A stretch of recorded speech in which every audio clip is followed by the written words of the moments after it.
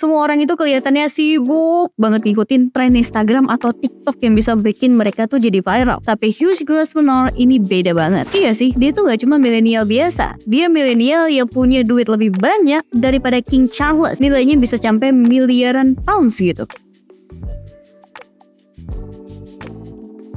Pada tanggal 29 Januari 1991, Hugh Grosvenor lahir ke dalam keluarga Grosvenor yang terkenal di Inggris. Keluarga Grosvenor ini tuh merupakan salah satu garis aristokrasi Inggris yang paling terkemuka. Walaupun lahir dari kemewahan, Hugh menerima pendidikan awalnya di sekolah dasar negeri sebelum melanjutkan ke Ellesmere College, sebuah sekolah umum di Shropshire. Di Ellesmere College, dia menunjukkan prestasi baik dalam akademik maupun olahraga, khususnya kriket, yang udah jadi olahraga bangsawan dari generasi ke generasi. Pas waktunya buat pilih universitas, Hugh milih Newcastle, bukan Oxford atau Cambridge seperti yang mungkin diharapkan orang-orang gitu. Hugh lulus tahun 2013 dengan gelar di bidang pertanian. Setelah lulus, dia gabung sama Redshift Group, perusahaan investasi pertanian bagian dari Grosvenor Estate yang luas. Ini adalah langkah masuk yang terhitung ke bisnis keluarga, magang strategis dalam manajemen properti. Pada bulan Agustus tahun 2016, dunia berubah buat Hugh Grosvenor ketika ayahnya tiba-tiba meninggal di usia 64 tahun. Ini bukan cuma serah terima kekuasaan aja, ini saat Hugh ambil alih gelar Duke of Westminster yang ke-7 dan yang lebih penting mengendalikan sebuah kerajaan. Grosvenor Estate senilai 9 miliar euro. Ini adalah portofolio properti besar yang membentuk sebagian besar Mayfair dan juga Belgravia, dua lingkungan paling eksklusif di London. Hugh Grosvenor, meskipun namanya terkait dengan kekayaan ini, nggak punya kepemilikan pribadi atas aset-aset tersebut. Dia adalah penerima manfaat dari trust kekayaan yang memberikannya pendapatan tanpa kepemilikan individu. Jadi keluarga Grosvenor ini tuh menegaskan bahwa tujuan utama dari trust tersebut adalah memastikan kelangsungan kepemilikan, meskipun beberapa menganggap sebagai cara untuk menghindari pajak.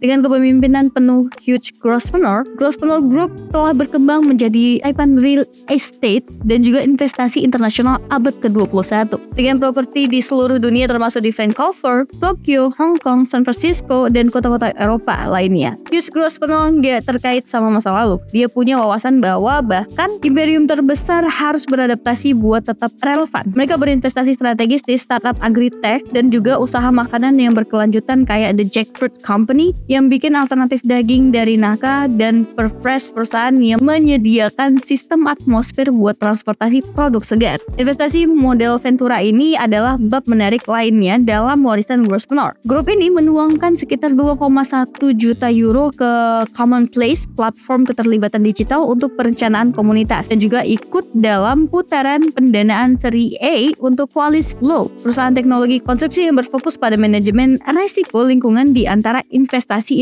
strategis lainnya. Jadi ini dia Hugh Grosvenor versi terbaru. Dia adalah simbol bahwa bahkan imperium terbesar pun bisa dan seharusnya beradaptasi, terutama jika dihadapkan pada dunia yang berubah. Meskipun memiliki status yang menuntut perhatian publik, dia itu mahir dalam seni memenuhi tugas sosialnya sambil dengan tekun melindungi kehidupan pribadinya. Perilaku yang gak konvensional ini membantunya menyisihkan waktu untuk tanggung jawab berat seperti menjadi ketua Dewan Pengawas Grosvenor Group dan juga Yayasan Westminster.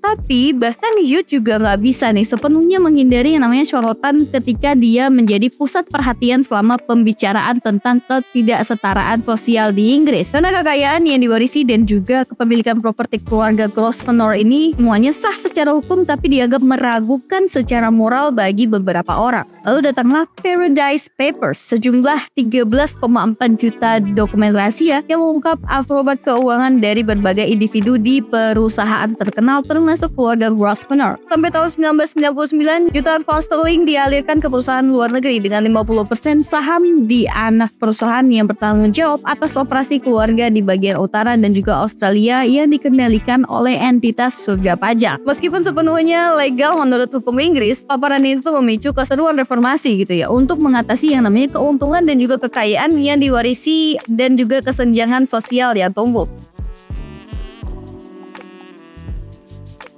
Meskipun terjadi kontroversi terkait dengan Hugh Grosvenor dan juga dokumennya, pandangan umum tentangnya adalah bahwa dia bukan aristokrat yang kaya biasanya dan juga yang suka memanfaatkan sistem. Tapi sebaliknya dia tuh dipandang dengan penuh kasih sayang, dan hal ini mungkin mengejutkan ya. Mengingat label negatif yang sering ditempelkan pada orang kaya, Grosvenor itu dianggap sebagai orang yang baik hati. Jadi salah satu dari 15 individu terkaya di Inggris dan dekat dengan keluarga kerajaan, Duke of Westminster memiliki posisi sentral dalam kekuasaan dan juga prestis. Dia adalah seorang duke muda yang akrab dengan teknologi dan juga progresif dan sangat sadar akan konteks generasinya. Jadi pendekatan kontemporer Grosvenor ini gak cuma meningkatkan kekayaan keluarganya, tapi juga membentuk pandangan baru tentang aristokrasi di Inggris.